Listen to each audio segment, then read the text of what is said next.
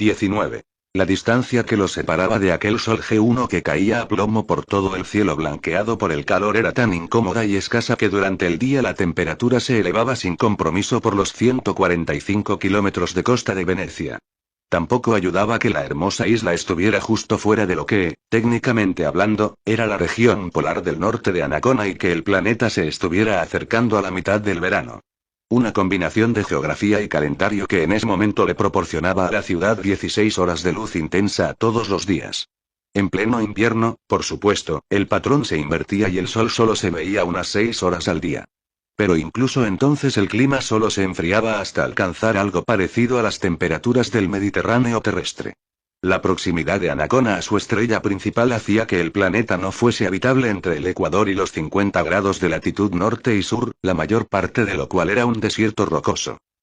Desde el espacio, Anacona tenía el mismo aspecto de banda simétrica que un gigante de gas, con el centro envuelto en una amplia extensión de arenas de color café y rodeadas de cordilleras montañosas negras y rojizas. El planeta había puesto en marcha entre los planetólogos de la Federación un gran debate que todavía no había terminado. Se preguntaban cómo afectaba el clima a la topografía o si la simetría era un simple golpe de suerte tectónico y pasajero. Porque no eran solo las regiones centrales las que eran regulares. Más allá de los picos que cercaban cada lado del desierto, las aguas de color azul aciano de los mares anulares centelleaban bajo el fuerte sol tanto al norte como al sur. Ambas zonas polares alardeaban de continentes, aunque el del sur era más pequeño y sus costas no se parecían en nada. Lo que sí compartían era una gran abundancia de vegetación esmeralda con junglas y praderas alimentadas por el calor y las lluvias diarias. Ambos mares enviaban a los continentes largas estelas de nubes blancas como cisnes, que formaban lentos torbellinos permanentes sobre los polos. El mar le daba a costa de Venecia una humedad indecente. A media tarde, la siesta estaba en pleno apogeo y apartaba de las calles tanto a turistas como a residentes. Las tiendas cerraban 4 o 5 horas seguidas, a la espera de que el atardecer y un sol bajo y dorado les diera la oportunidad de abrir sus puertas de nuevo. La gente se tomaba largos descansos en los patios ensombrecidos que se podían encontrar en el centro de cada manzana. El único servicio que parecía continuar a pesar de todo era el monorraíl, que comunicaba todos los distritos que cubrían los 145 kilómetros de la estrecha ciudad. Hasta la mayor parte de las góndolas, los taxis acuáticos y los pequeños botes de reparto que plagaban los canales, atracaban en algún muelle y se mecían vacíos en el agua mientras sus patrones holgazaneaban en los bares. Eran esos largos interludios sin gente que se producían cada día lo que más preocupaba a Paula Mio. La operación de vigilancia iría mucho mejor servida con multitudes y actividades que cubrieran los operativos de la agencia. Tal y como estaban las cosas, tenían que comer y beber despacio, sentados en las terrazas de los cafés y restaurantes vecinos. Estaba resultando ser un servicio muy popular entre su personal. A Paula no le hacía mucha gracia. Podían relajarse durante episodios tan ociosos. El centro de su atención era la Galería Mistol, un gran edificio de 3 pisos situado junto a un canal, en el distrito Cesena, que se especializaba en arte-ec, máquinas electrocinéticas con cientos o incluso miles de partes móviles. Paula había revisado el catálogo de la galería, había hecho una visita virtual a través del Constructoxi y se había maravillado, como cualquiera que no fuera amante del arte, al ver aquella sorprendente y absurda fusión de arte y máquina. Algunas eran como esculturas activas de animales, alienígenas y criaturas míticas cuyos microengranajes y pistones imitaban las funciones biológicas con un mimetismo descarado, mientras que otras eran colecciones aleatorias de componentes mecánicos reunidos en extraños patrones asimétricos que no deberían funcionar, pero que sin embargo se las arreglaban para zumbar, rechinar, rotar y tambalearse con una elegancia brusca. Incluso las sabía que eran variantes de la vieja reacción en cadena de las fichas del dominó, con módulos de fuego, agua, aire, goma, protoplasma y componentes normales y mal usados de máquinas domésticas o industriales, todos ellos reaccionando unos contra otros, activando la pieza siguiente para después volver a colocarse solos en un movimiento imposible y perpetuo. La Mistol era una buena tapadera para su propietario, un tal señor Baltare Rigin, cuya otra empresa especializada era el tráfico de armas. Para empezar, Costa de Venecia no era la clase de ciudad donde ocurrían ese tipo de cosas. No tenía más industria que el arte, la pesca, los barcos y el turismo. No había ningún gran plan cultural y cívico cuando se había fundado en el 2200, no había ningún deseo de rivalizar con las ilustres y antiguas zonas urbanas de la Tierra, ni con las dinámicas ciudades nuevas, ávidas de riquezas, que se disputaban fondos y empresarios y que surgían por toda la fase 2. Costa de Venecia se había construido de pura casualidad. Comenzó con una lengua de arena llamada Prato, cerca del centro de un trozo de 750 kilómetros de costa pantanosa del continente de Calitri, protegido del mar por una hilera serpenteante de pequeñas islas cenagosas. La fauna marina de la zona atrajo a varias familias que habían llegado de Italia y que ya se estaban cansando de la capital del nuevo planeta, San Marino. En aquellas aguas medraba una amplia variedad de peces comestibles muy adecuados para la cocina italiana. Varias de las familias que se asentaron en aquella lengua procedían de la antigua Venecia, así que la cultura navegante se instaló en la zona desde el principio.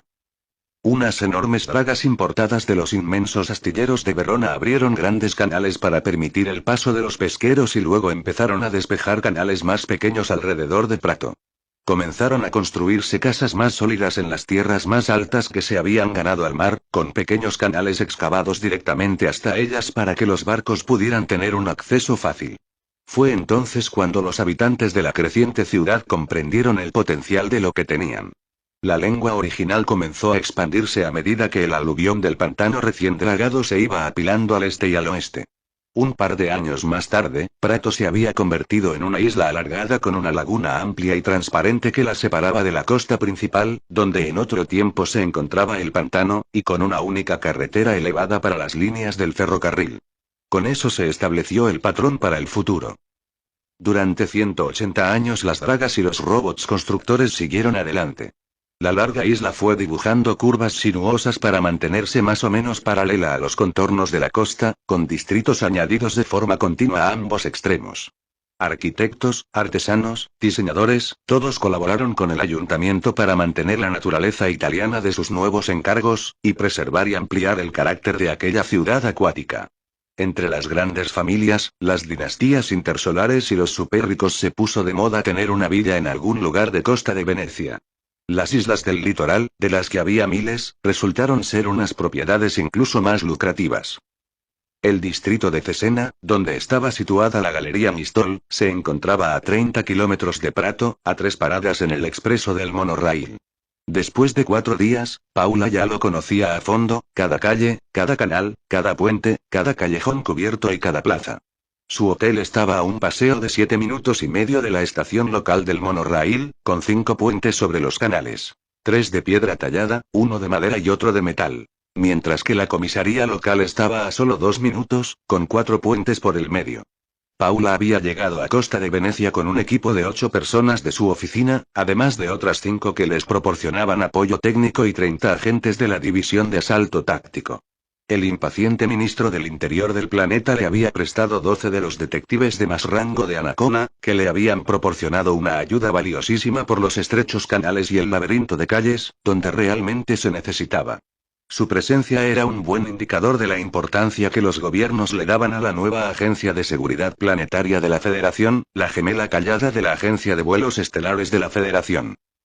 Con el lanzamiento de las naves exploradoras que iban a regresar a Dison Alpha, el interés del público se centraba solo en la Agencia de Vuelos Estelares, mientras que era la Agencia de Seguridad Planetaria la que estaba recibiendo un 55% del presupuesto global. Para ser alguien que había ganado por los pelos, con un lamentable 58% de los votos intersolares, la presidenta Doyce mostraba extrañamente contundente cuando se trataba de dotar de fondos a la nueva agencia. En los programas de noticias de la Unisfera se hablaba de que habría que subir el impuesto sobre la renta para pagar las instalaciones, que se habían ampliado de una forma extraordinaria. Disponer de mayores recursos debería haber contribuido a facilitar la transición de Paula, pero a la investigadora no le gustaba en absoluto. La agencia no era la junta directiva a la que ella se había unido, aunque la reorganización le hubiera proporcionado más dinero y más personal. Un personal que por desgracia incluía a Ali Kogan, su nuevo adjunto, al que Columbia había nombrado tras sacarlo de su propio departamento legal. Si había algún adlátere político, ese era Hogan. Sus constantes exigencias de informes completos del trabajo de todos los investigadores y la insistencia de que todos los procedimientos se llevarán a cabo según el manual estaban causando un gran resentimiento en la oficina de París. Aquel hombre no sabía llevar un caso, pero sí que sabía mirar por encima del hombro a todo el mundo. Durante los últimos meses, Paula había empezado a preguntarse si con la vejez se estaba haciendo más conservadora, si odiaba el cambio solo por el hecho de ser un cambio, si se negaba a reconocer que la sociedad se estaba transformando a su alrededor. Se sorprendió porque, en todo caso, se consideraba una realista y sabía que las fuerzas de la ley siempre se adaptaban para mantenerse al ritmo de la civilización en la que mantenían el orden. Aunque quizá lo que la incomodara fuera el mayor grado de control político ejercido sobre los operativos de la agencia. Se resentía con la idea de que pudieran ponerle límites a su trabajo. Después de tantos años de servicio para llegar a una posición prácticamente semiautónoma, sería horrible que la volvieran a arrastrar al sistema general, donde tendría que dar cuenta de todos sus pasos. Como todos los demás. Disculpe. Preguntó Tarlo. Paula le lanzó a su ayudante una sonrisa un poco irritada, no se había dado cuenta de que estaba pensando en voz alta. Nada. Pensaba en voz alta. Claro, dijo Tarlo y volvió al menú. Esa actitud tan californiana era algo que Paula por fin podía aprovechar. Tarlo se confundía a la perfección con el estilo de vida relajado de Costa de Venecia. Los dos estaban sentados en la mesa de un café, bajo una amplia sombrilla, junto al canal Clave. A 200 metros de distancia, en el lado contrario, estaba la parte posterior de la Galería Mistol.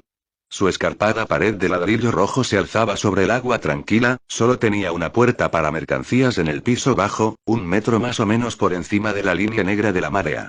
A ambos lados había un par de postes de amarre, sus franjas blancas y azules estaban abrasadas por el sol y apenas se veían. Unas ventanas amplias con ribetes de piedra marcaban el segundo y el tercer piso, bajo el tejado sobresaliente de tejas rojas de arcilla. Una hilera de hojas de precipitación semiorgánicas envolvía la parte inferior de los canalones, como si una parra gigante estuviera creciendo de las vigas. El agua potable era una materia prima bastante cara en Costa de Venecia, los pozos que tamizaban el agua y que se habían excavado en los sótanos de la mayor parte de los bloques no podían cubrir la enorme demanda de los residentes. La silla de Paula estaba colocada de tal modo que miraba el edificio que era su objetivo mientras que Tarlo formaba un ángulo con ella, lo que le permitía ver todo el canal. Con su gorra blanca y la camisa suelta de lino naranja y negra el detective parecía inmune al calor. Paula se quitó la chaqueta del traje y la colgó en el respaldo de la silla antes de sentarse, la blusa blanca se le pegaba a la piel. La peluca estaba muy caliente y sentía el sudor que le escocía en la frente, pero resistió el impulso de cambiarla de posición. Un camarero del café los miró con el ceño fruncido desde la silla que ocupaba en el umbral de la puerta. Cuando quedó claro que no se iban a ir, se acercó sin prisas. Aqua, minerale, Matui empezó a decir Paula. El camarero le lanzó un suspiro de desprecio. ¿Con gas o sin gas? Oh. Sin gas, por favor, fría y con hielo. Los camareros de Costa de Venecia solían mostrarse desdeñosos con cualquiera que no supiera hablar unas palabras de italiano. Tarlo pidió una cerveza sin alcohol y un cuenco de nueces de rasol ahumadas. Los dos recibieron otra mirada de desprecio absoluto antes de que el camarero hundiera los hombros y volviera a entrar en el café. Siempre es un placer mezclarse con la plebe, dijo Tarlo. Subió los pies embutidos en sandalias a la barandilla de hierro oxidado que protegía el borde de la acera de baldosas de granito del canal. Paula comprobó su reloj. Pediremos otra bebida dentro de media hora y después un aperitivo. Me gustaría disponer de 2 horas al menos. Jefa, tenemos todo esto cubierto por sensores, ya lo sabe. No puede meter una paloma mensajera ahí dentro sin que la interceptemos. Lo sé. Pero la revisión del objetivo es importante para mí. Necesito cogerle el tranquillo a la operación. Ya. Tarlo esbozó una amplia sonrisa. No deja de decírmelo. Si había salido algo bueno de la transformación de la junta directiva en la agencia de seguridad era que había aumentado el nivel de información. Por una vez, la noticia de que Baltar Erigin había adquirido un buen número de aparatos de alta tecnología muy sofisticados y más restringidos todavía no la habían sacado de ninguno de los agentes ocultos de Paula, sino de la Oficina Especial contra el Crimen de Anacona, que había estado supervisando las operaciones de los fabricantes locales que manufacturaban productos de doble uso. Habían llevado a cabo comprobaciones financieras en una compañía de suministros industriales que había comprado unos estabilizadores de resonancia moleculares con un índice de potencia muy alto, como los que se podían utilizar en grandes generadores de campos de fuerza. Resultó que la compañía de suministros era una tapadera y el crédito se lo proporcionaba una cuenta bancaria de un solo uso de Lincoln. La oficina de investigación rastreó el cargamento, que se desvió por una serie de puntos ciegos hasta que un mensajero lo recogió y lo llevó a la galería. Fue entonces cuando llamaron a la agencia. La observación, los rastreos y la vigilancia de las comunicaciones les habían demostrado que Rigin estaba adquiriendo un montón de componentes de doble uso. No había ningún arma, pero el patrón encajaba con exactitud con cualquiera de las operaciones de envío de material organizadas por Adam Elvin. Ha escogido una magnífica tapadera, dijo Paula mientras tomaba un sorbo de su agua mineral. Le apuesto lo que quiera a que el abogado de Rigin afirma que los componentes son para una de sus obras EC. Entonces, ¿por qué necesitaba adquirirlos así? Paula sonrió bajo la sombra de la sombrilla cuando una ligera brisa bañó el canal. Arte radical, supongo. ¿Cree que lo va a mandar de una sola vez? Lo más probable. El riesgo lo corría reuniendo las piezas. Ahora solo tiene que exportarlas, un par de cajas grandes con un destino legítimo. ¿Y por la puerta de atrás, no? Sí. Desde detrás de sus grandes gafas de sol, Paula examinó la madera sólida y gris de la puerta de carga y descarga de la galería, visualizó el barco de carga atado a su lado y los contenedores que bajaban a la cubierta. Lo harían en pleno día, por supuesto. Un cargamento de lo más simple y honesto, no había nada que ocultar. Y allá donde fuera, a los muelles que daban al distrito de Acri, donde recalaban los grandes barcos que navegaban por mar abierto, o a la zona de carga de la estación del monorraíl de Prato, ella lo seguiría. Porque por algún lugar tenía que estar esperando Bradley Johansen. Adam Elvin se recostó en los cojines de pana violeta que había en la parte trasera de la góndola que se deslizaba con elegancia por el estrecho canal. Era una de las pequeñas vías fluviales que zigzagueaban entre los grandes bloques, y conectaban y se cruzaban con los canales más grandes. Las paredes laterales eran altas y estaban cubiertas de algas y suciedad. El agua lamía los ladrillos agrietados e iba erosionando poco a poco la argamasa. Había secciones enteras que se habían reparado con ladrillos nuevos y cemento duro y que parecían totalmente fuera de lugar. Los puentes se curvaban sobre su cabeza como túneles en miniatura. Cada bloque tenía una fila de puertas lisas de madera casi idénticas, a 1 metro de la línea de la marea y sujetas por pesados cerrojos de hierro.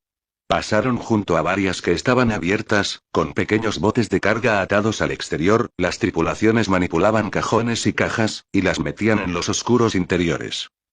Todas las entregas que llegaban a costa de Venecia se hacían en barco, lo que aumentaba el coste de la vida. Adam no se había dado cuenta antes de llegar. El único modo de transporte que había en los distritos era a pie o en barco. El monorraíl te llevaba de un distrito a otro, pero eso era todo. Salieron del famoso canal Rovigo, uno de los canales más importantes que cruzaban el distrito Cesencia. Los árboles Venturi flanqueaban ambos lados. Plantados un siglo atrás, sus troncos parecían columnas de cobre retorcidas que llegaban a alcanzar más de 25 metros de altura, con ramas arqueadas que dejaban atrás largas hebras de hojas de un color amarillo dorado tan finas como un pañuelo de papel. Cada uno de los árboles tenía un pozo de tamizado, que se había perforado bajo el pavimento, en el pantanoso subsuelo, para que las raíces pudieran absorber el agua potable. Adam tenía la suerte de visitar la ciudad durante la quincena en que florecían.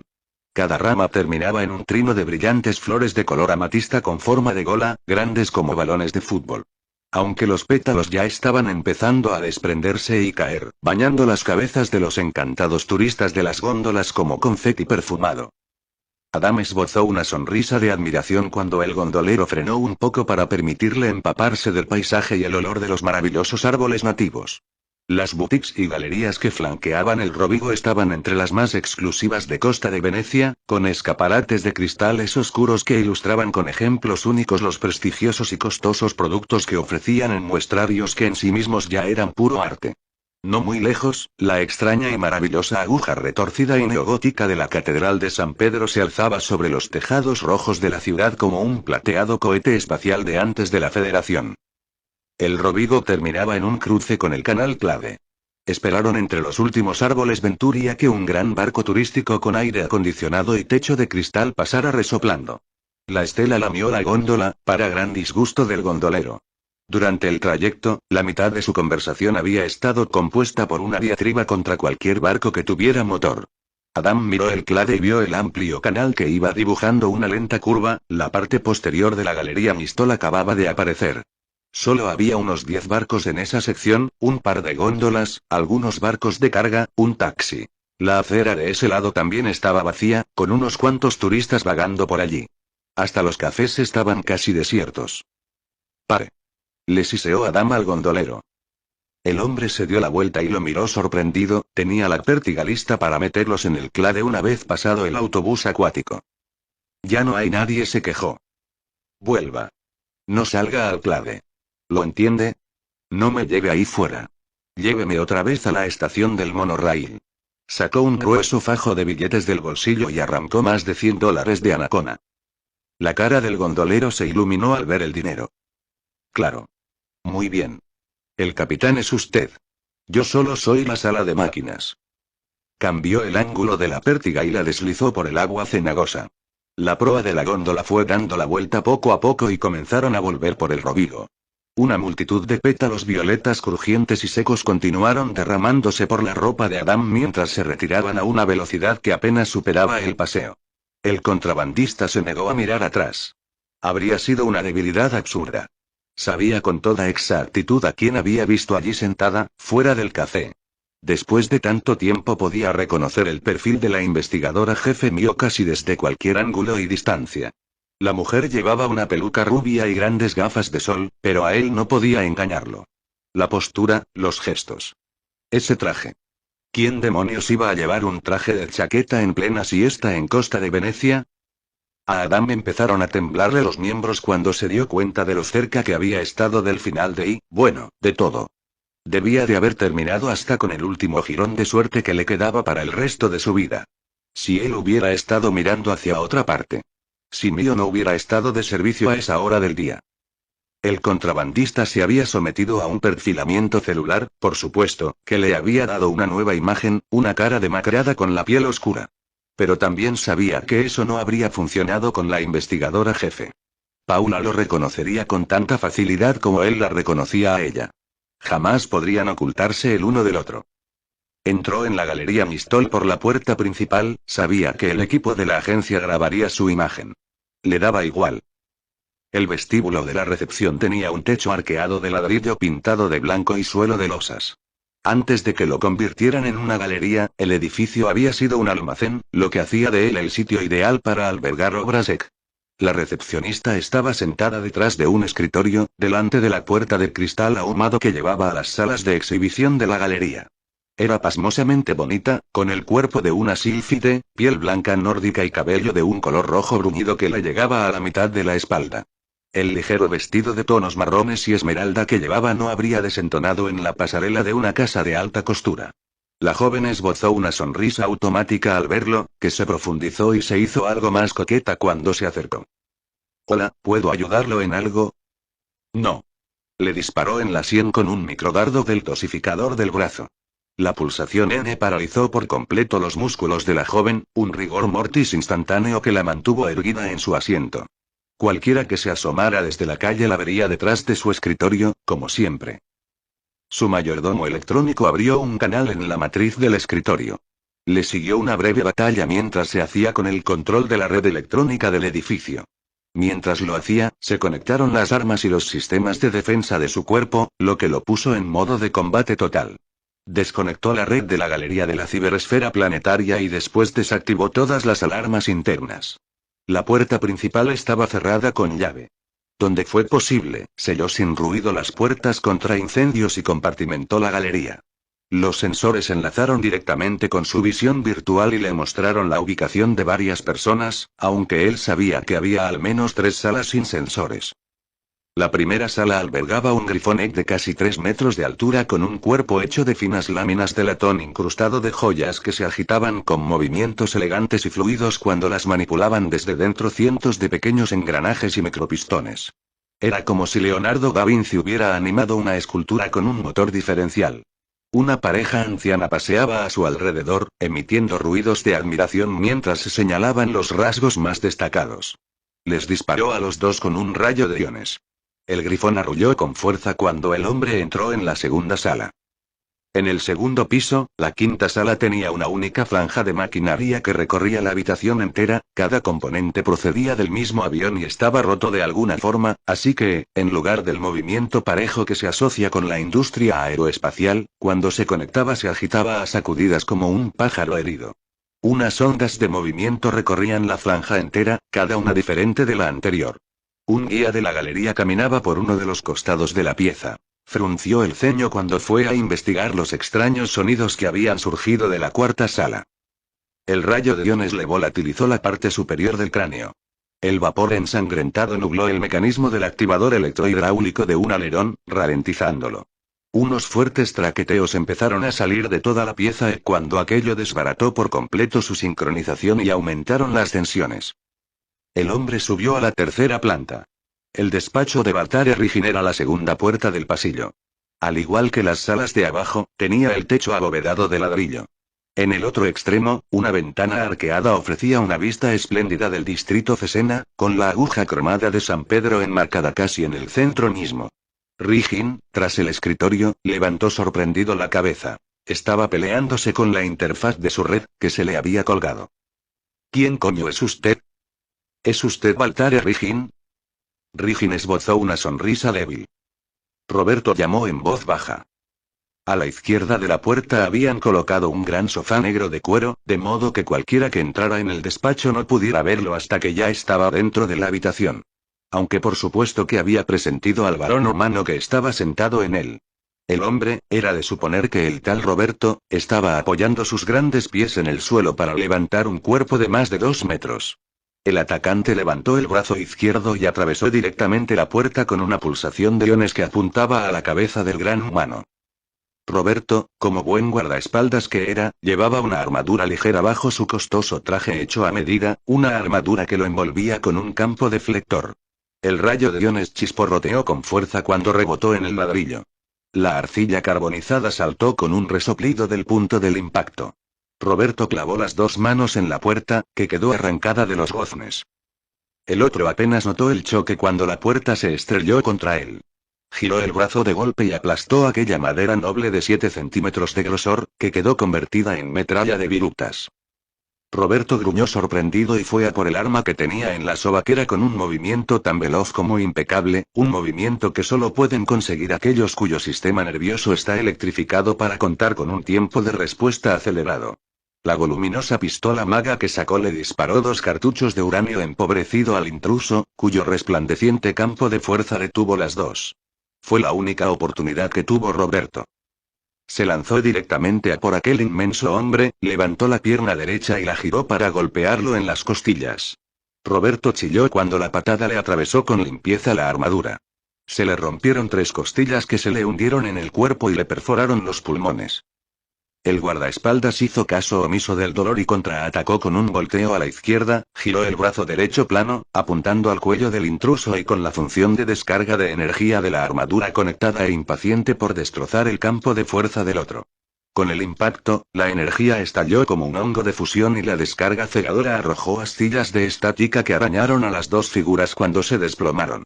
Pero la descarga de energía no consiguió sobrecargar el campo de fuerza, ni siquiera se acercó. Un puño como la locomotora de un tren expreso se estrelló contra el costado de Roberto y lo lanzó por los aires, terminó estrellándose contra el ladrillo curvado. Rastros de sangre mancharon la pintura blanca cuando se deslizó inerte por las tablas de madera pulida del suelo. El intruso salvó con un elegante salto la distancia que lo separaba y un tacón se clavó en la pierna de Roberto. La articulación de la rodilla chasqueó con un crujido enfermizo bajo el tacón del otro.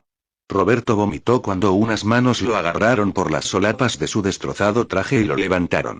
A Roberto le resultaba difícil centrar la mirada a través de la niebla de dolor, pero consiguió entrecerrar los ojos y observar los rasgos del intruso, la falta de emoción de los mismos era aterradora. Después, el topetazo hundió la parte frontal de la cara de Roberto y le clavó varios fragmentos astillados del hueso del cráneo directamente en el cerebro. El intruso dejó caer al guardaespaldas muerto y se giró para mirar al hombre aterrado que esperaba tras el escritorio. ¿Es usted Baltare Rigin? Sí. Rigin se persignó, los ojos se le llenaron de agua mientras esperaba la muerte. No tengo tiempo de torturarlo para sacarle información. Si no coopera, destruiré su implante de célula de memoria cuando mate su cuerpo. Después me infiltraré en su clínica de renacimiento y borraré su depósito de seguridad. Estará muerto de verdad. Somos muy capaces de hacerlo. ¿Me cree? Regina sintió frenético. Santa Madre de Dios, ¿quién es usted? Sus ojos se volvieron hacia el cuerpo roto de su guardaespaldas. ¿Cómo ahí? ¿La ubicación del equipo que está comprando para Adam Elwin? Y ese no fue el nombre que me dio, pero todo lo que estoy reuniendo para ese trato está en el segundo almacén, al final del pasillo. Todo. Lo juro. Deme el expediente que contiene la lista de componentes y los métodos de pago a sus cuentas bancarias codificadas. También quiero la ruta de exportación. Le ordenó a su mayordomo electrónico que abriera un canal para conectarse con el aterrado traficante de armas. La información se introdujo en su caché. El rayo de iones abrió un amplio agujero en el pecho de Rigin. Se acercó a toda prisa al cadáver y se inclinó. Una sola y fina hoja armónica salió deslizándose del índice derecho y cortó a toda prisa el cuello de Rigin para sacar un pegote ensangrentado de carne y hueso que contenía todos los implantes de Baltare. Con la célula de memoria del traficante a salvo en su bolsillo, el intruso bajó por el pasillo hasta el segundo almacén. Con una sola patada destrozó la puerta de polititanio reforzado. Había 3 cajones de embalaje en aquella sala sin ventanas, todas sin sellar, con espuma de embalaje esparcida alrededor. Se acercó a la primera, comprobó que contenía artículos de alta tecnología y después dejó caer una carga de demolición supertérmica. Para salir de la galería volvió a la oficina de Rigin. Se colocó delante de la ventana y activó un campo de alteración concentrado. La ventana entera de vidrio de carbono endurecido se hizo añicos ante él y la cascada de fragmentos resplandeció bajo el sol brillante cuando cayó a la calle. El intruso los siguió, voló por el aire cálido del exterior en un perfecto salto del cisne y aterrizó limpiamente en el canal clave con un pequeño chapoteo. Una vez bajo el agua, juntó los pies y mantuvo los brazos pegados a los costados. Una oleada de movimiento recorrió su cuerpo y el atacante se impulsó hacia adelante con la naturalidad de un delfín que atravesara las cenagosas aguas, sus sentidos optimizados le mostraban las paredes del canal a ambos lados y los barcos que tenía encima. La carga supertérmica explotó a su espalda. El entrenamiento había sido muy duro, no solo en lo físico, Casimir ya se lo esperaba, sino también en lo mental. Las cosas que había tenido que aprender. La historia de la Federación, temas de actualidad, la multitud de planetas y sus correspondientes culturas, tecnología, programas interminables y cómo gestionaban sus nuevos implantes. Habían sido muchas las veces en los 2 últimos años en los que les había querido gritar a Stig y sus demás tutores torturadores, me largo.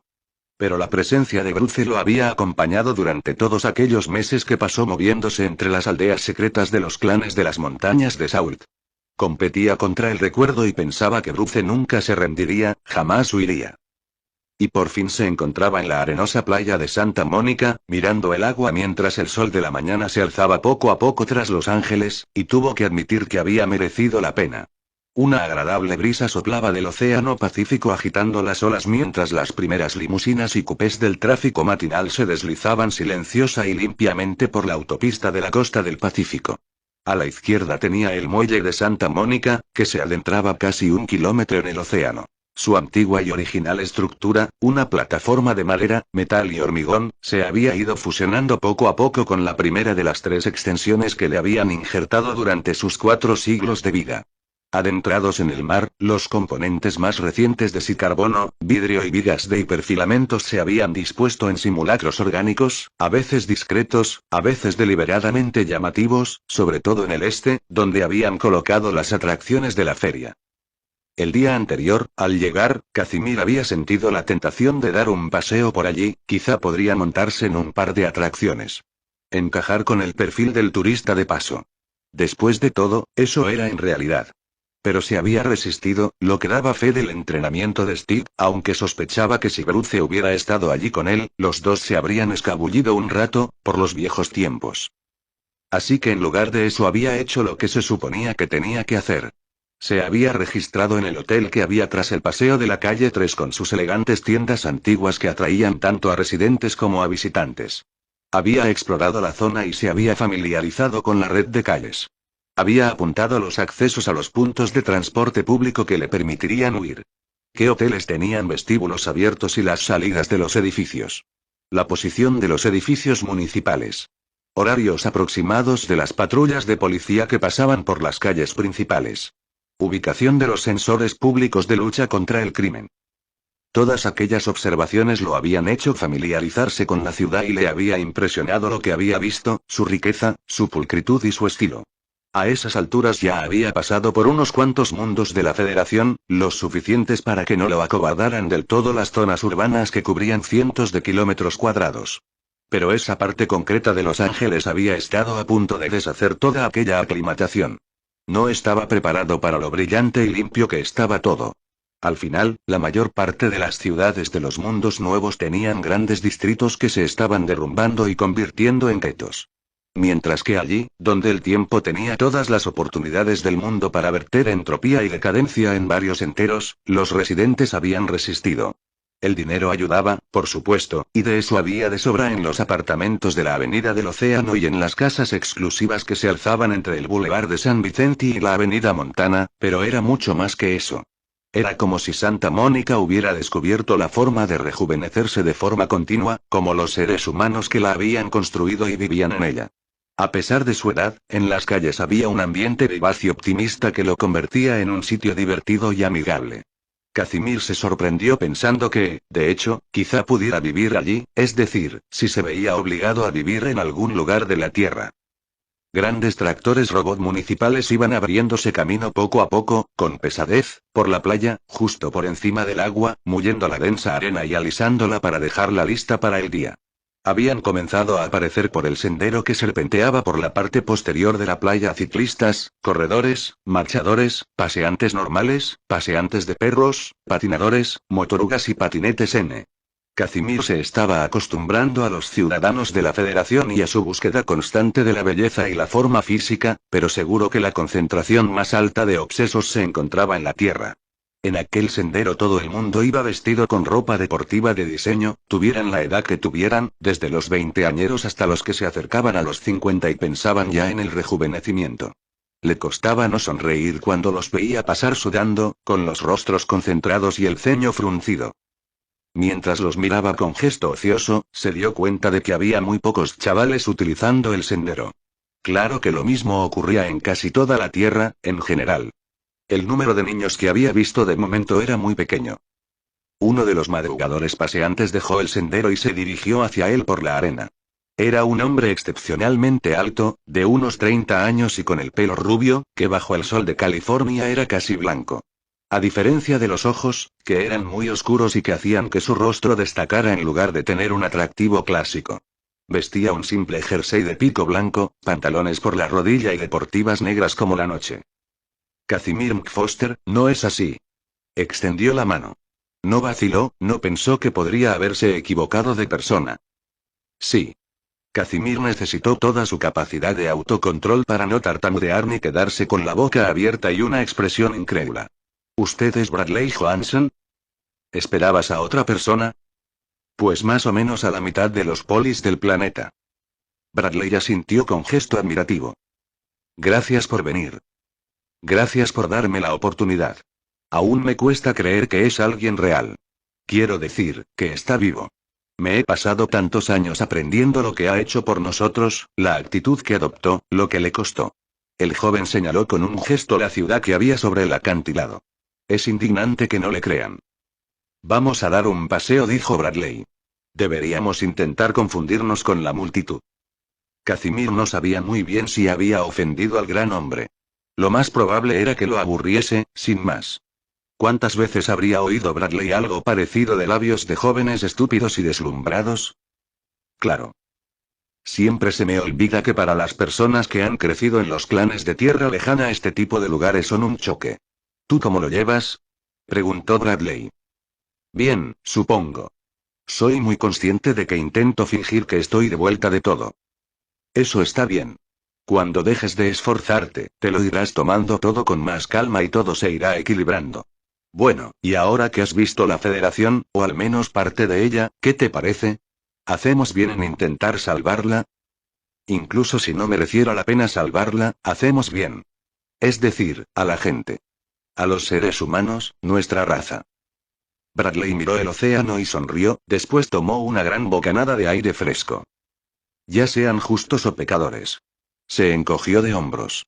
Perdona, es una cita mal hecha de antes de tu tiempo. Y del mío, en realidad. ¿Así que crees que merece la pena salvarla? Sí. No es perfecta. Creo que podrían haberlo hecho mucho mejor con todo el conocimiento y los recursos que tienen a su disposición. Hay tantas cosas que a la gente le resultan difíciles, cuando no tendrían que serlo. Ah, un idealista. Bradley lanzó una suave carcajada.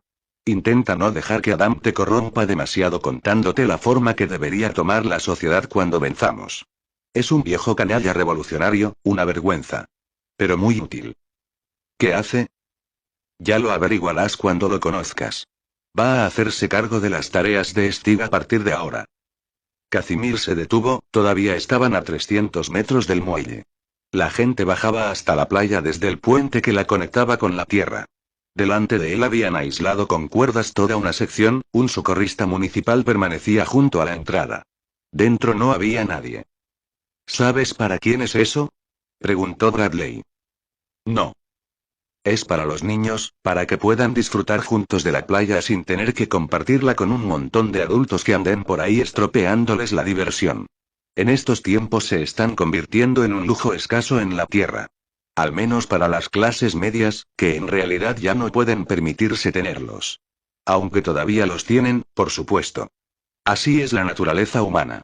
Jamás deja de sorprenderme por lo que estamos dispuestos a pasar, los sacrificios que hacemos, para que nuestros críos disfruten de su infancia. Esa es una parte de la vida que nuestra tecnología no podrá reproducir jamás, y, sin embargo, después del porno, es el género chi más popular. Supongo que ninguno llegamos a olvidar jamás el asombro y la alegría que nos proporcionó esa inocencia. Los psicólogos siempre dicen que anhelamos regresar al santuario del útero, en mi opinión no son más que una panda de idiotas con demasiados estudios. Lo que queremos en realidad es esto.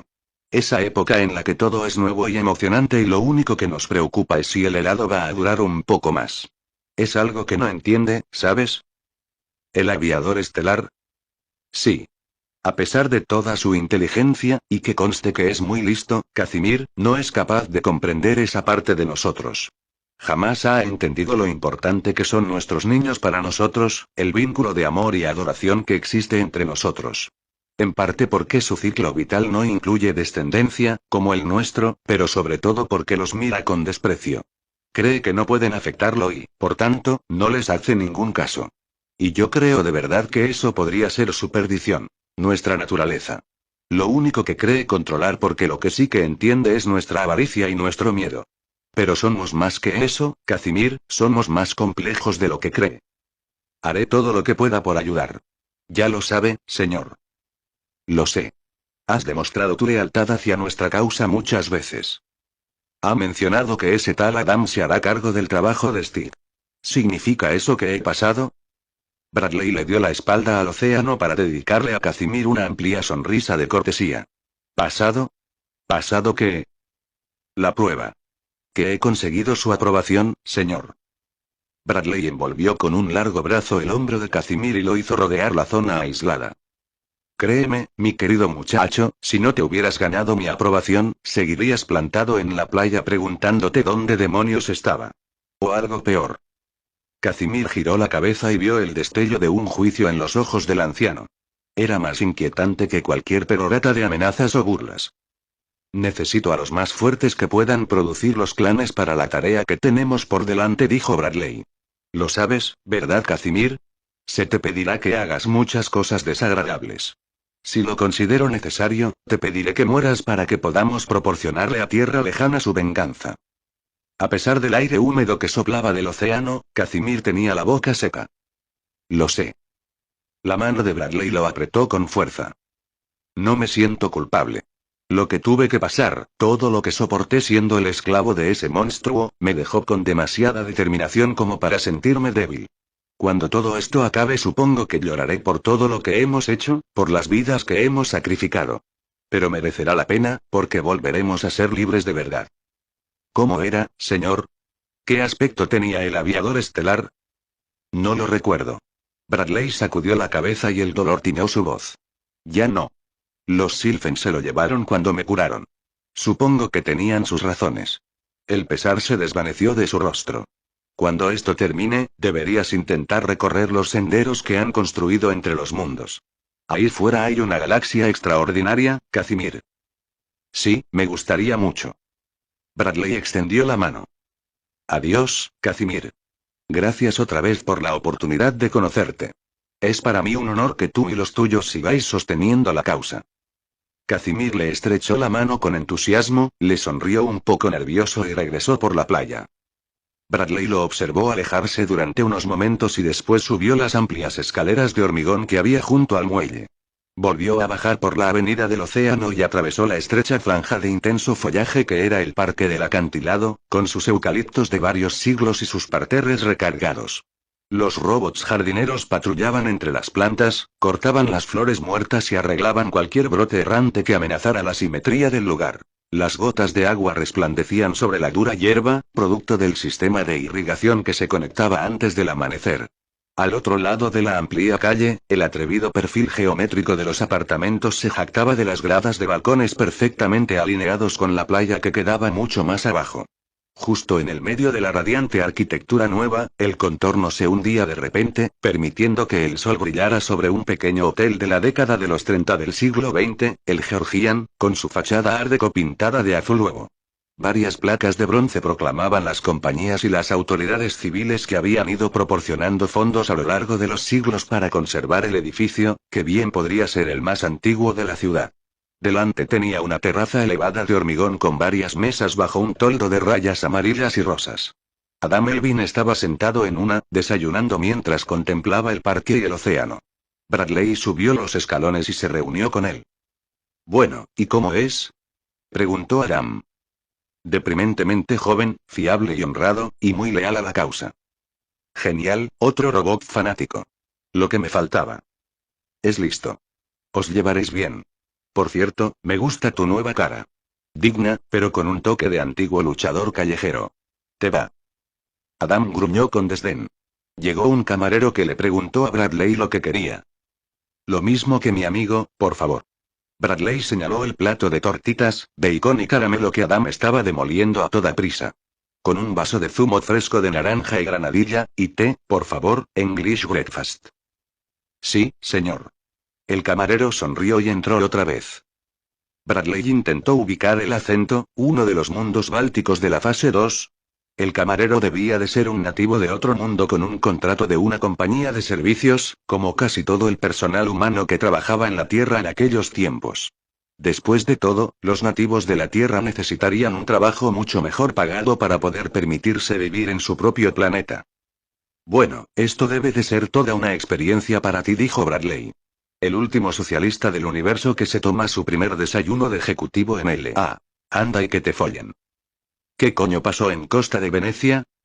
Adam dejó el tenedor en la mesa y se limpió los labios con una servilleta de lino. No tengo ni idea.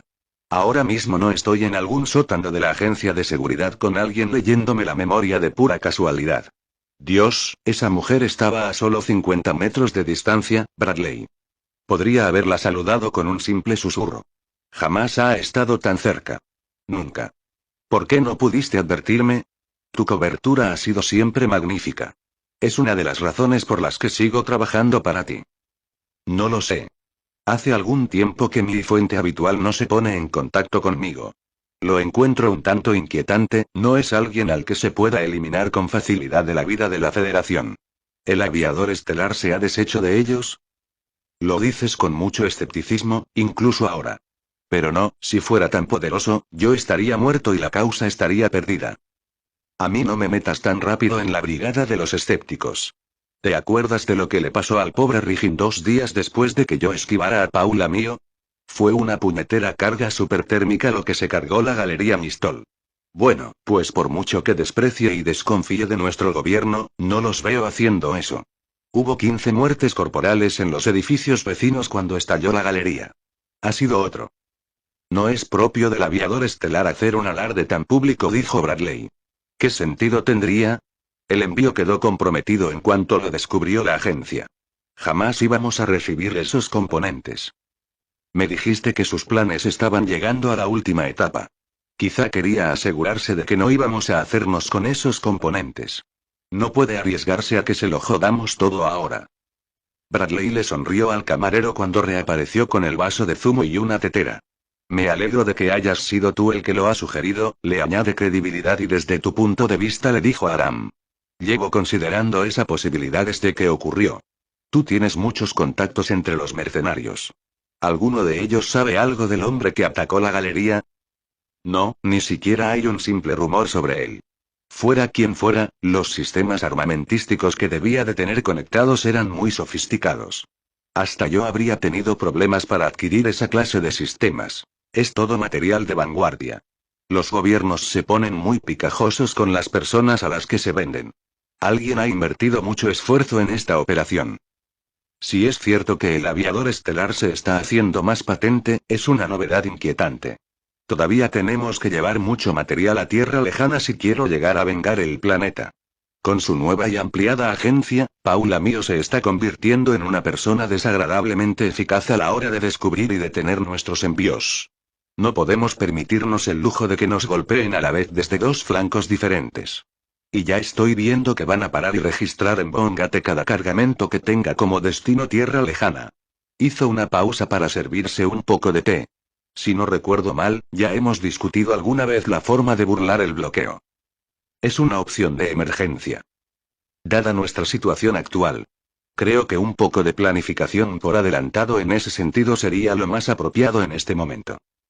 Maldita sea. Está bien, me ocuparé de ello. Gracias. Y tengo otras dos cosas que pedirte. ¿Sí? Los datos que esperamos de Marte, no quiero que se envíen a Tierra Lejana a través de la Unisfera. Hay demasiadas posibilidades de que los intercepten y corrompan, sobre todo si nos está vigilando el aviador estelar. De acuerdo, eso no es tan difícil. Lo cargaremos en una célula de memoria y utilizaremos un correo que lo pasará en persona. Bien.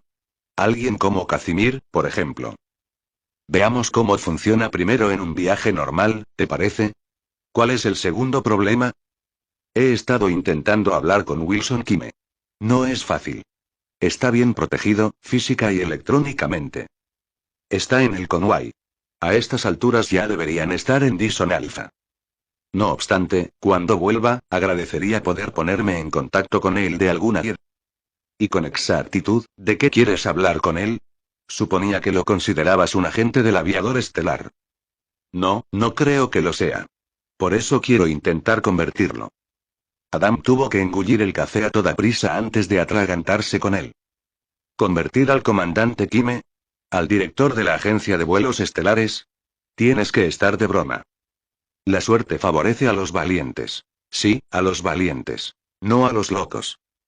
Lo he visto en varias entrevistas.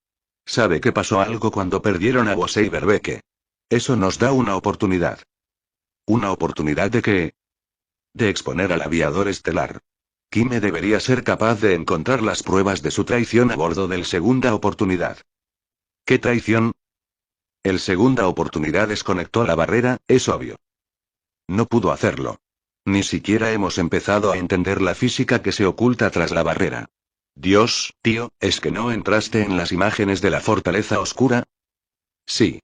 Pero no fueron los humanos los que desconectaron la barrera, fue el aviador estelar. ¿Y cómo coño sabía cómo hacerlo? Es viejo. Ha viajado mucho. Supongo que el Pardison forma parte de su historia. Tú y tus suposiciones. ¿Es que su especie levantó la barrera? No lo sé, Adam. Ojalá lo supiera. Ojalá supiera lo que nos estaba haciendo. ¿Y por qué? Pero no lo sé. Todo lo que puedo hacer es intentar bloquear intrigas, y advertir a la gente. Gente como Kime. Sí. ¿Por qué? Es decir, de todas las personas a las que podrías intentar convencer, ¿por qué Kime? Por su cargo. Puede ordenar que se haga otra revisión de los datos del Segunda Oportunidad. He repasado una docena de veces todo lo publicado por el TEC, pero todo lo que les han dado a los medios son las grabaciones visuales. Yo necesito las anotaciones de los sistemas de la nave. ¿Qué crees que hay ahí? Pruebas de que el Segunda Oportunidad desconectó la barrera.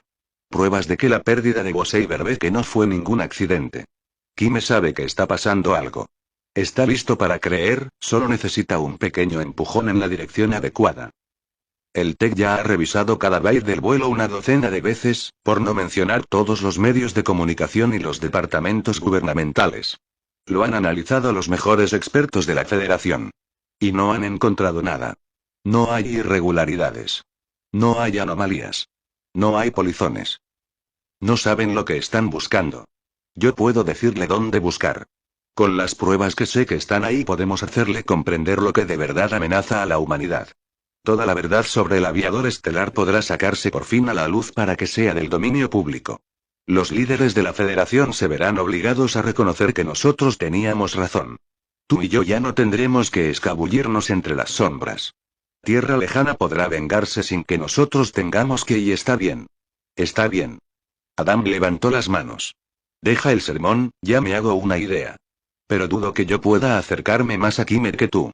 E incluso si me acercara, yo no soy el chiflado con causa que podría plantar en su mente ni siquiera una simple duda.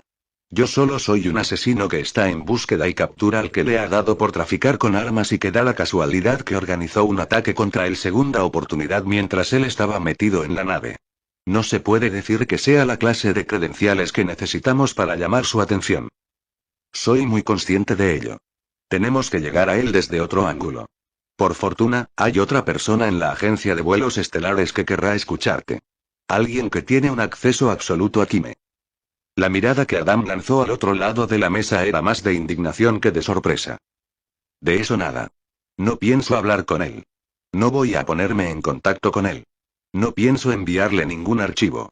Ni siquiera pienso poner los pies en el mismo planeta en el que esté él. No voy a hacerlo. Ni por ti, ni por dinero, ni por tu estúpida causa, ni aunque volviera el propio Karl Marx para pedírmelo en persona. ¿Entendido? Todo eso pertenece al pasado. Él eligió su camino y yo el mío. Fin de la historia. Punto. No. Se acabó. Vaya, y Bradley tomó un sorbo de té. Pues es una pena. Después de una cena francamente decente en una marisquería, Casimir recorrió a pie las pocas manzanas que lo separaban de su pequeño hotel. Era una noche cálida, así que se desvió un poco para pasar por el parque de los acantilados. En medio de la oscuridad, el parque tenía cintas de iluminación que acentuaban el color de las plantas y los árboles bañándolos en burbujas de luces de colores que contrastaban con sus propias sombras. En el mar, la feria del muelle era una llamarada continua de luces de muchos colores que se reflejaban en el agua negra. La avenida del océano estaba repleta de gente que se abría camino entre bares, restaurantes y clubes, y exploraban la vibrante cultura nocturna de la ciudad para relajarse y desconectar, después de todo un día de trabajo. Los clubes tenían porteros vestidos de forma impecable que aplicaban estrictas políticas de entrada. Fuera se arremolinaban grupúsculos de aspirantes mientras las limusinas iban y venían, depositando a los que habían conseguido entrar en la lista. Casimir se quedó un rato enfrente de unos cuantos clubes, por si se daba la casualidad de que veía a alguna estrella. Algo a lo que Los Ángeles se había aferrado con firmeza a lo largo de los siglos era a su estatus como capital del mundo del entretenimiento humano. No vio a nadie que reconociera del poco tiempo que había estado expuesto a la unisfera, claro que también era muy temprano. Sobre la ciudad pendía una luna casi llena que brillaba con la fuerza suficiente como para establecer una pequeña bruma a su alrededor. Casimir se detuvo un instante para contemplarla, fascinado por la amplia banda de color negro azabache que rodeaba el ecuador y bisecaba el globo, como si un aro del propio espacio hubiera envuelto el regolito argénteo. Establecida en 2190, la central eléctrica global solar había empezado con 3 paneles solares separados por una distancia equidistante alrededor del ecuador de la Luna, de tal modo que uno de ellos recibía siempre la luz del Sol, y había ido creciendo hasta rodear toda la circunferencia. Se había convertido en la fuente principal de electricidad de la Tierra. En una época en la que las leyes medioambientales reinaban con poder absoluto y el legado de polución de los siglos XX y XXI ya casi se había erradicado, era inconcebible construir en la Tierra cualquier tipo de central eléctrica que quemara combustible. Así que se hacía de forma limpia y eficiente fuera del planeta. La energía que generaba el anillo se transfería a la Tierra por medio de microagujeros de gusano y luego se distribuía a través de redes superconductoras continentales. A Casimir le encantaba la elegancia de aquella idea. Era divertido pensar que toda la electricidad que iluminaba las filas de apartamentos que se cernían sobre el parque, así como el parque de atracciones, procedía de la Luna. Le agradaba saber que no había que quemar nada, ni fundir ni fisionarlo para mantener el suministro de todo un planeta. El coste era espectacular, pero solo era cuestión de prioridades. Una vez que se habían establecido las fábricas lunares, estas seguían produciendo en serie y, de forma indefinida, células solares que sacaban de la roca lunar. Adam Elvin había comentado aquello con admiración y al mismo tiempo había deplorado el hecho de que ningún otro planeta hubiera hecho una inversión parecida. Después, Casimir tuvo que sentarse y escuchar, mientras daban cuenta de un almuerzo perfecto, la plétora de razones por las que la economía corporativa, las malvadas grandes familias y la bolsa intersolar evitaban que el resto de la raza humana compartiera los beneficios de la civilización de un modo justo y equilibrado. De hecho, Adam Elvin tenía muchas quejas sobre la opresión económica que se practicaba en toda la Federación. Casimir sabía que nunca le iba a caer bien su nuevo compañero. Podía trabajar con él, aquel viejo tenía muchas cosas que enseñarle sobre técnicas de contrabando y encubrimiento que contribuirían a la causa de los guardianes, pero no se veía saliendo con él de bares por ahí como lo harían unos amigos.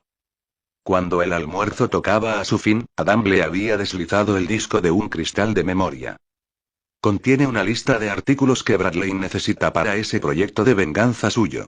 Todo alta tecnología, esas cosas que en la Tierra tienen de sobra.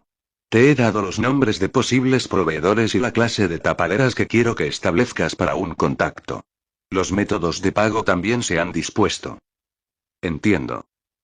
Quiero que vuelvas a tu hotel. Estúdialo y elabora unas cuantas propuestas, quiero saber cómo te encargarías de cada una. ¿Qué vas a necesitar? Todo, desde ropa hasta una taxi de turista comprada en el distrito del que se supone que vienes. Nos vemos otra vez dentro de 2 días para revisar lo que tienes. Muy bien. ¿Nos vemos en persona? Sí. ¿Puedes decirme por qué? La ciberesfera se puede controlar aunque codifiquemos los mensajes. De hecho, sobre todo si los codificamos. Las reuniones se pueden ver y vigilar, pero es una cuestión de sopesar las cosas. Es obvio que crees que es la opción menos arriesgada, dada la ubicación y la situación.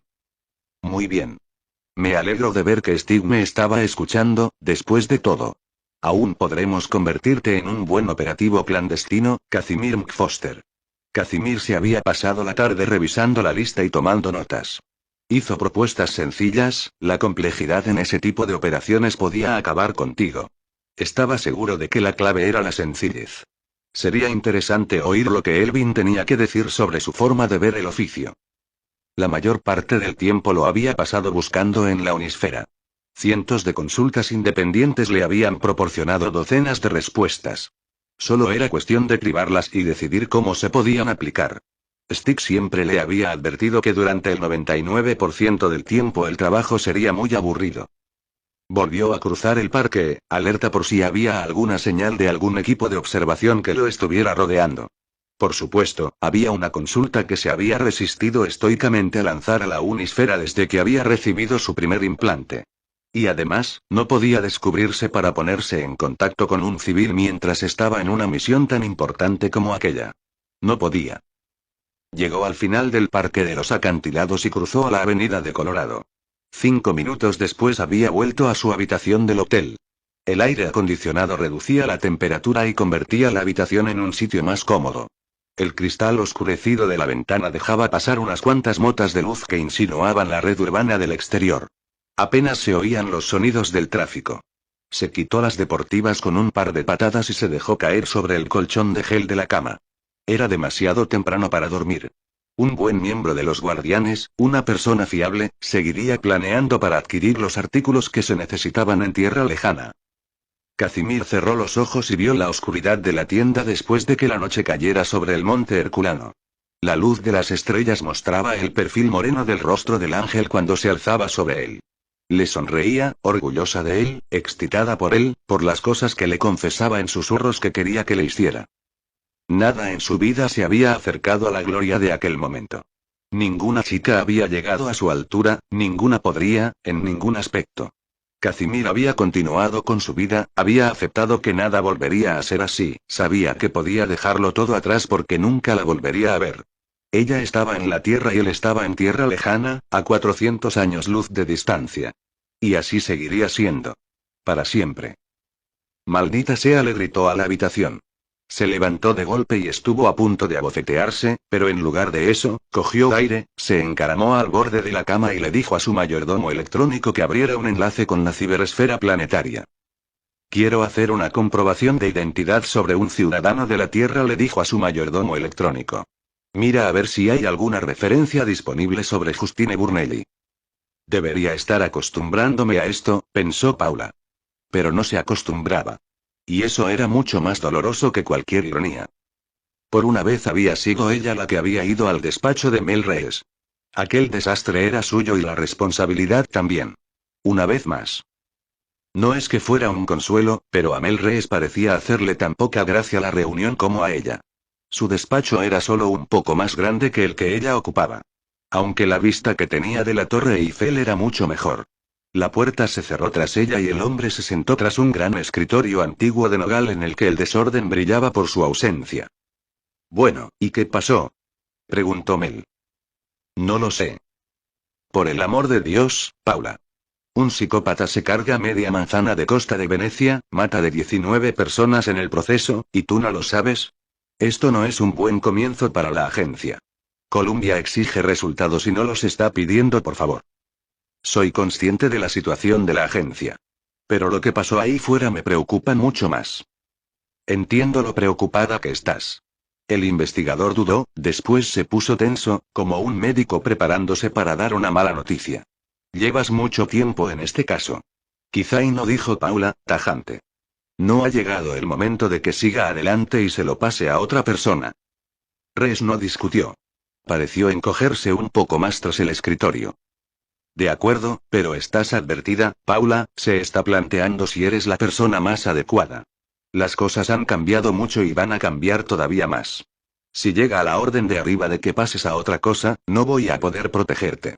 Si no fuera por el historial que tienes fuera del caso de los guardianes y soy consciente de que me protege mi reputación. Y tú sabes que ninguno de tus otros investigadores podría cazar a Johansen. Sí. Era obvio que aquella idea lo preocupaba. ¿Y qué puedes contarme sobre Costa de Venecia? He estado supervisando la operación forense, intentando reconstruir la secuencia de acontecimientos. Lo que no ha añadido mucho más a lo que ya sabíamos. Paula le dijo a su mayordomo electrónico que pusiera un archivo en el pequeño portal montado en el muro que tenía el director adjunto. Produjo una imagen de uno de los sensores del equipo de observación que mostraba al hombre colocado en el alféizar de la ventana destrozada de Rigin un momento antes de que saltara al canal. La cara no se encuentra en ninguna de las bases de datos, así que suponemos que es perfilamiento celular. No hay ninguna imagen de ningún sensor visual que lo muestre llegando o saliendo de Anacona por la estación del TEC. ¿Un nativo del planeta, entonces? Es poco probable, pero no hemos descartado la posibilidad. Por lo que hemos podido determinar, su sistema armamentístico estaba electrificado y conectado a su cuerpo, con la excepción de un simple dispensador de brazo. Recuperamos la célula de memoria de la recepcionista y leímos los últimos 10 minutos. Yo misma la obtuve. Un recuerdo tan claro como cualquiera de los suyos. Recordaba al hombre entrando en la galería. Se había erguido un poco más tras el mostrador de recepción y había sonreído al observar la juventud y el buen aspecto del intruso. Después, el brazo masculino se había levantado y algo se movía bajo la manga de la chaqueta y no quedaba nada más, no había tenido tiempo de sentir dolor, horror ni miedo. La muerte había sido instantánea. Tuvimos mucha suerte de conseguirlo, dijo Paula. Por el modo en que estaba construida la galería, el piso bajo quedó un poco más protegido de la oleada de plasma tras la explosión. Había otros cuerpos allí abajo, pero estaban vaporizados en un 90%. Y el guardaespaldas, Roberto, él también tuvo suerte. No es que su armadura estuviera diseñada con una carga supertérmica, pero el campo deflector sí que le proporcionó cierta protección. Los procesadores de la armadura contenían unos archivos interesantes. Justo antes de la explosión se las había arreglado para desviar una pulsación de iones y después la armadura recibió unos impactos físicos terribles. Alguien utilizó al pobre Roberto como saco de arena. Nuestro intruso era un chico muy sofisticado. Les he preguntado a nuestros nuevos colegas de la Junta Directiva de Seguridad del Estado qué haría falta para poner a alguien a ese nivel. De hecho, no les resultó nada fácil elaborar las especificaciones para dármelas. Los campos de fuerza conectados al organismo son lo último en tecnología. Mel le lanzó una larga mirada de desaprobación a la imagen del portal. ¿Crees que Johansson tiene muchos como él? No creo que sea Johansson. Elvin no dispone todavía de ese tipo de potencial. Además, se ha cargado la operación de Elvin. No, lo ha enviado otra persona. ¿Alguna conjetura? En buena lógica hay tres posibilidades. Lo envió un departamento secreto de seguridad de la Federación, un departamento que desconocemos porque no tenemos las credenciales. Siempre se ha rumoreado que el Ejecutivo tenía su propio departamento de inteligencia. ¿Para qué querrían utilizar un operativo en este caso? Yo no lo sé, a menos que fuera para enviarle un mensaje muy claro a Johansson, que ya no vamos a seguir tolerándolo. Lo mismo se aplica al TEC. No cabe duda de que podrían preparar a alguien así y no es muy probable que perdonen o olviden el intento de sabotaje contra el segunda oportunidad. ¿Y la tercera posibilidad? Lo envió el aviador estelar. Venga ya. Es una opción, tienes que admitirlo. Pues no, no lo admito. ¿Qué hay de los enemigos de Rigin? Era un traficante de armas, por el amor de Dios. Los de su calaña no solucionan sus desacuerdos con una comida y una buena botella de vino. Un rival nos molestaría en destruir el equipo que estaba reuniendo Rigin, ni siquiera sabría nada de él. No, el momento indica que ha sido alguien que tenía la misma información que nosotros. Eso encaja con las dos primeras posibilidades. Nuestras operaciones las conoce el Ejecutivo. Incluso podría encajar con la tercera. No, Paula, no. No hay tercera opción. Lo del aviador estelar es una teoría de culto de la conspiración. No la incluyas en ningún informe oficial. Si lo haces, no cuentes con que yo te cubra el culo. ¿Pero no ves que esto es una cuestión política? Tuvo que ser la presidenta o el TEC. Podemos investigar muchas cosas, pero no a ellos. Nadie está por encima de la ley. Maldita sea. Si la operación la autorizó el Ejecutivo, entonces es legal. Y lo mismo con el TEC. Por Dios. Sheldon y Otsie poseen planetas enteros, incluyendo uno de los 15 grandes, son gobiernos. Eso no hace lícito lo que ha pasado. Han matado a gente. No me hagas esto, Paula. Mel casi le rogaba. Déjame hablar con Columbia, déjame averiguar si es seguro. Nunca se sabe, puede que tenga razón yo. Podría haber sido uno de los enemigos de Rigin. Paula consideró la petición. Muy bien, terminaré la investigación de la explosión de la galería en sí. Cómo se continúa después de eso y a quién se le asigne, será cosa tuya. ¿En serio? Sí. ¿Por qué? Preguntó el otro con suspicacia. Si lo que bloquea la investigación es una cuestión política, será porque fueron el TEC o el Ejecutivo los que ordenaron el asalto, en cuyo caso no me interesa. No es que no quiera ver que se hace justicia, pero no sería posible lograr que se hiciera justicia en esas circunstancias. Sería perder un tiempo precioso que podría utilizar para perseguir a Johansson y a Elvin. Si Columbia quiere que sigamos adelante, eso sería otra historia. Si nos dan luz verde, será para ver con quién estaba Rigin en guerra. ¿De verdad quieres invertir tiempo en eso? Ahora tienes los recursos necesarios para rastrear a Johansson. Si nos dan luz verde, tú y yo querremos saber cuál de los dos tiene razón. Entonces, ¿quieres el caso? Ya te diré algo cuando traigas una respuesta de Columbia. Hasta entonces, sigo dedicando el equipo a la búsqueda de Johansson. Muy bien, puedo vivir con eso.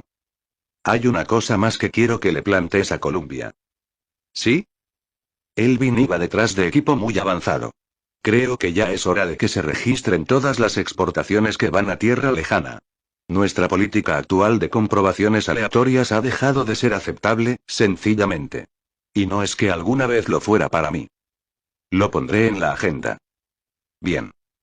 Josefina acababa de sentarse a cenar cuando los sensores de la puerta del apartamento le mostraron quién se acercaba. Joder. Murmuró y se levantó de golpe. Su mujer, Ínima, le lanzó una mirada sorprendida y después contempló la pequeña pantalla que mostraba la imagen de la cámara. ¿Esa no es I? Sí. Se atravesó el salón y llegó a la puerta al mismo tiempo que Paula mío. ¿Pasa algo? Preguntó después de invitarla a entrar. No, todo va bien, gracias. Paula lo miró de arriba a abajo. Ha perdido peso. Y ya era hora, dijo Ínima. Estamos considerando la posibilidad de tener un hijo. Paula esbozó una sonrisa sincera. Felicidades. ¿Lo va a tener usted? Cielos, no, dijo Inima. Será un embarazo con un útero in vitro. Ya. Y con eso pareció agotarse la capacidad de la investigadora para hablar de nimiedades. Ose e Inima intercambiaron una mirada algo perpleja. ¿Le gustaría cenar con nosotros? Preguntó Inima.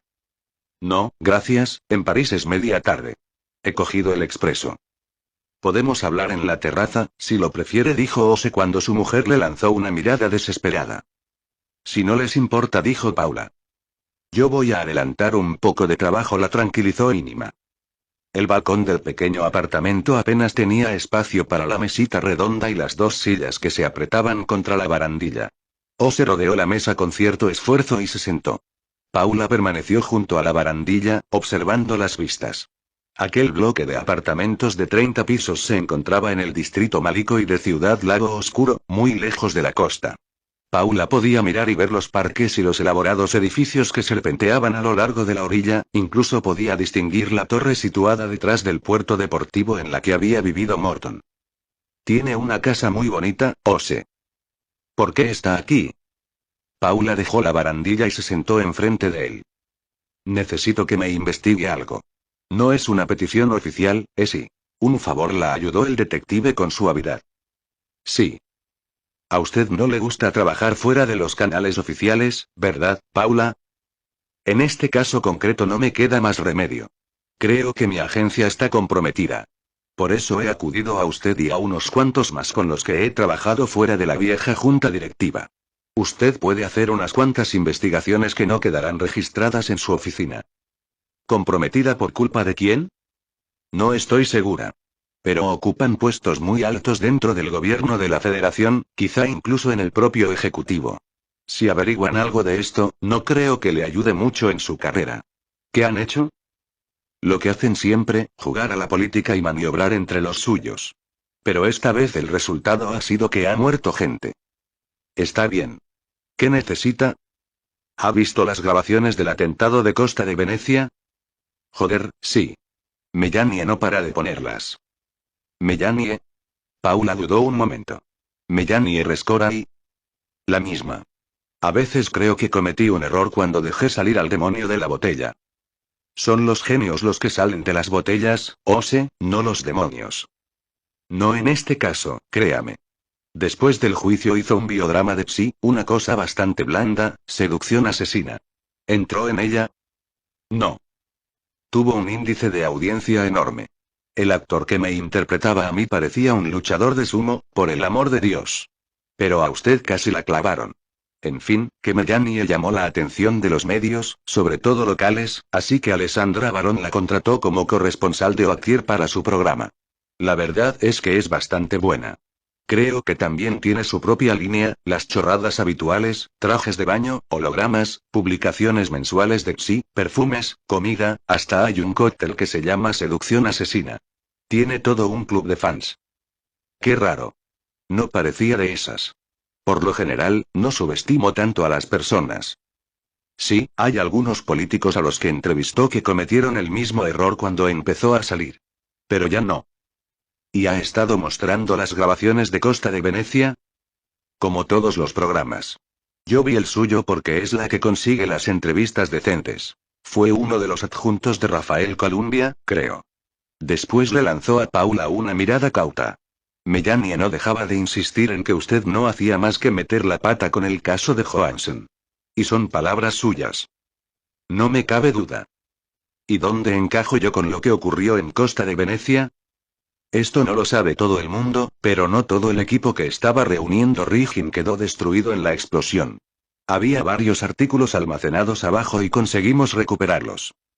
¿Qué clase de artículos? Uno era un modulador de microfase superconductor de alta potencia. El programa regulador estaba modificado con un parche que al parecer procedía de Chansorel Asociados, que es una casa especializada en programas informáticos afincada justo aquí, en Ciudad Lago Oscuro. Elvin no podría haber hecho un pedido normal, es un material muy técnico. Necesitarían las instrucciones de un experto. Y, Ose, habrían sabido que no era un contrato legítimo. ¿Para qué se utilizaba el modulador? Un ligero ceño cruzó la frente de Paula.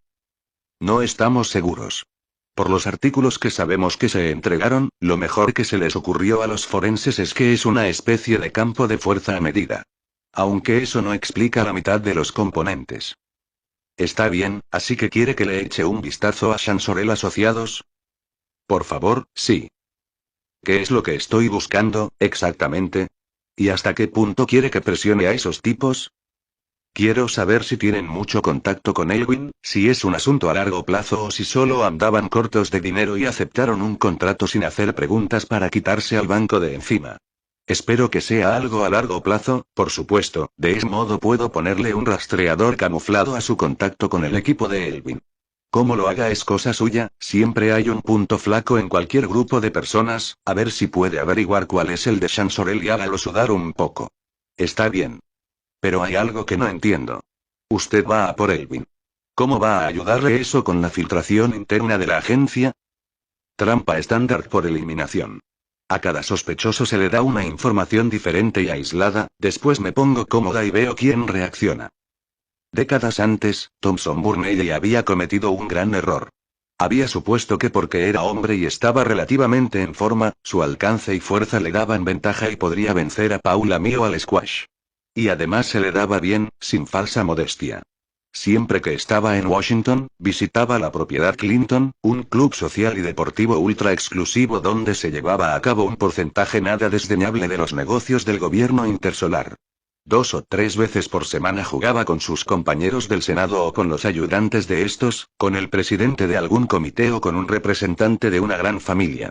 El nivel era alto y el entrenador de la propiedad era excelente. Con Paula Mio había aprendido que la colocación y la precisión lo eran todo. La investigadora apenas movía del centro de la cancha, desde donde lanzaba la pelota a sitios en los que él nunca estaba, y así con cada tiro. Y él había salido de allí tambaleándose, con la cara roja, sudoroso y temiendo por su corazón, que no dejaba de aporrearle en el pecho. Tardó 11 años en ganarle al fin un partido y fue 2 años después de un rejuvenecimiento, cuando se encontraba en el mejor momento de su forma física y a ella solo le faltaban 3 años para someterse al suyo. Y así siguió el ciclo durante las siguientes décadas. En esos momentos no hacía ni 10 años que ella había salido de su rejuvenecimiento y a él le daban igual los puntos, lo único que le preocupaba era evitar el infarto antes de perder tras haber ido disparado de un lado a otro de la cancha detrás de los tranquilos disparos de la detective. Cualquier otra persona contra la que él jugara y que careciera quizá de su posición o su rango, ayudantes, cabilderos, senadores recién llegados, quizá le permitiera ganar algún que otro juego. No todos, pero sí los suficientes para que se sintiera bien. Era una simple cuestión de política. Pero eso nunca se aplicaría a Paula. Le llevó un tiempo, pero terminó averiguando por qué. Dejarse ganar en un juego no sería honesto, era algo que aquella mujer jamás podría hacer. Cuando se terminó el tormento, cogió una toalla y se secó los ríos de sudor que le bajaban por la cara. Por el dolor que tenía en los músculos de las piernas, sabía que iba a tener agujetas una semana entera. Te veo en el bar, gruñó y se dirigió poco a poco al santuario de los vestuarios de los hombres. 40 minutos después, con al menos parte del dolor aliviado por el masaje de una ducha caliente, entró en el bar. La propiedad Clinton apenas tenía 2 siglos y medio, pero por los paneles oscuros de roble y las sillas de cuero de respaldo alto, el bar podría haberse remontado a finales del siglo XIX. Hasta el personal parecía de ese siglo, con sus chaquetas escarlatas y sus guantes blancos. Paula ya estaba sentada en un gran sillón de cuero, ante uno de los grandes ventanales que ofrecía una magnífica vista de los jardines formales de la propiedad. Con aquel traje elegante y el cabello perfectamente peinado que le llegaba justo por debajo de los hombros, exhibía ese aplomo natural que las mujeres de las grandes familias se pasaban décadas intentando lograr. Bourbon, le dijo Thompson al camarero mientras se sentaba en el sillón que tenía la detective enfrente. Una sonrisa ligera rozó los labios de Paula al oír el tono de la orden, como si se hubiera apuntado otro tanto. ¿Así que Rafael te ha hecho pasar un mal rato por lo de Costa de Venecia? Le preguntó a Paula. Digamos que se me hizo saber que no estaba muy contento. La gente lo ve como otra victoria de Elwin y Johansson sobre mí. No se dan cuenta de lo que significa en realidad. Que hay un nuevo chico en la ciudad. No es nuevo. Pero ha salido a la luz por primera vez. ¿Sigues creyendo que hay un topo en la oficina del ejecutivo? ¿O en una gran familia, o en una dinastía intersolar? Después de todo, sois vosotros los que tenéis los contactos permanentes. Por el comedor del Senado corre el rumor de que le dijiste a Mel Reyes que podría ser el aviador estelar. Es una posibilidad. Estoy seguro de que es lógica, pero, Paula, no es popular. Solo para que lo sepas. Hay algunos parlamentos planetarios que han elegido a personas que apoyan a los guardianes, no son muchas y fueron todos votos de representación proporcional. Pero el hecho de que alguien así pueda conseguir apoyos es preocupante. Bueno, ya sé que no es muy popular. No es algo que esté persiguiendo de forma activa. Eso no parece muy propio de ti. No puedo hacer mi trabajo si no tengo trabajo. Thompson recibió la llegada de su Bourbon con una sonrisa de alivio. A todos terminan arrinconándonos. Lo siento. Para ti debe de ser especialmente difícil. He dicho que no lo estoy persiguiendo de forma activa. Como se decía en las viejas cárceles, es solo el cuerpo lo que meten entre rejas. Ya veo. ¿Y qué puedo hacer yo para ayudar? Necesito saber si hay una sección secreta que se encarga de la seguridad y solo responde ante el ejecutivo. No, no la hay. Y si no lo sé yo, no lo sabe nadie. Nuestra familia se remonta antes de la Federación. Puedo preguntarle a mi padre para estar seguro del todo. Hazlo, por favor. Es importante. No era lo que Thompson esperaba, a él no lo cuestionaba nadie, pero eso era lo que hacía de Paula una persona tan refrescante. Habían comenzado su asociación muchos años atrás con un intercambio rápido de información. Paula iba detrás de un miembro del personal del primer ministro de Zarin, mientras que él estaba intentando que se aprobara en el Senado una ley sobre créditos de impuestos en infraestructuras a la que Zarin se oponía. Desde entonces habían intercambiado datos y cotilleos sobre política y delincuentes. Thompson no sabía muy bien si eran amigos, pero no cabía duda de que la relación había sido gratificante para ambos. Y él sabía que podía confiar en Paula sin reservas, cosa que era casi única en los círculos en los que él se movía. Está bien. ¿Y si la hay? ¿Vas a intentar arrestar a la presidenta? La pobre Doy acaba de empezar y solo gracias a un porcentaje miserable. El hecho de que Colombia no haya bloqueado la investigación sobre Costa de Venecia sugiere que no se va a plantear esa situación. En esta fase solo estoy eliminando posibilidades, eso es todo. Entonces déjame decirte que no conozco a ninguna gran familia capaz de hacer algo así. No hay razón para hacerlo. Tierra Lejana y los terroristas de los guardianes no tienen ningún impacto sobre nuestras actividades, ni sobre nuestro dinero. Lo que nos deja con Nigel Sheldon. Al que nunca arrestarás. Lo sé. De todos modos, esa orden tampoco procedería del propio Sheldon. Algún ejecutivo de la familia, un pariente de quinto nivel que está intentando marcarse unos cuantos puntos. Cosa que no me sorprendería. Aunque no tenemos ninguna prueba sólida de que Regin estuviera trabajando en realidad para Adam Elvin. ¿No la tenéis? No. Lo que observábamos se parecía a uno de sus envíos de contrabando, eso es todo. Aunque hay una diferencia muy importante, la naturaleza del equipo que estaba reuniendo Regin. Solo ojeé el informe. ¿Era todo material de alta tecnología? Sí.